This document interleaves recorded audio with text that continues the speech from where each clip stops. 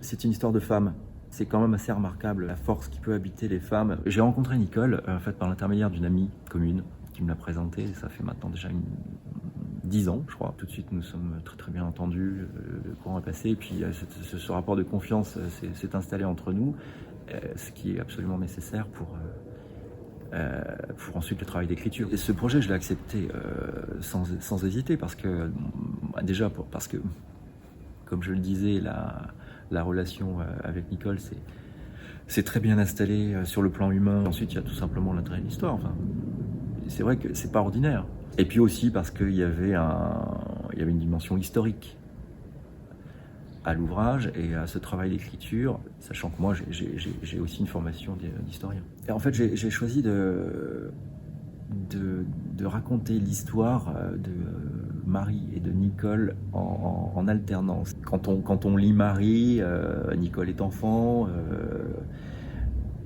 on retrouve Nicole adulte dans le chapitre suivant et peut-être qu'on comprend mieux l'adulte qui est devenu Nicole. On le voit dans le livre, hein, c'est un personnage absolument implacable dans l'exercice de ses fonctions. Il était responsable de la police, hein, de ce qu'on appelait la Securitat en Roumanie.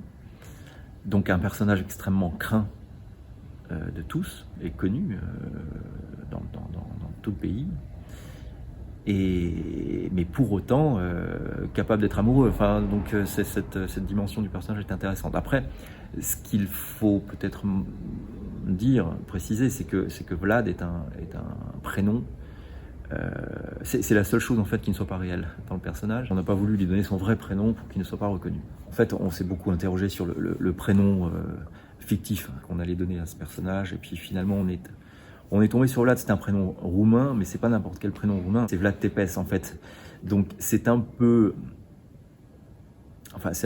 facile, vous me direz, mais Vlad Tepes c'était Dracula. Je crois vraiment que la dimension féminine, pour ne pas dire féministe, est importante dans ce livre, parce que ce sont deux femmes extrêmement fortes.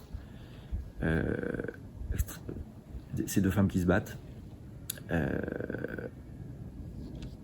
quasiment pour survivre. Dans le genre du roman historique, sans hésiter, moi je citerai les Rois maudits, le plus beau et le plus grandiose des romans historiques.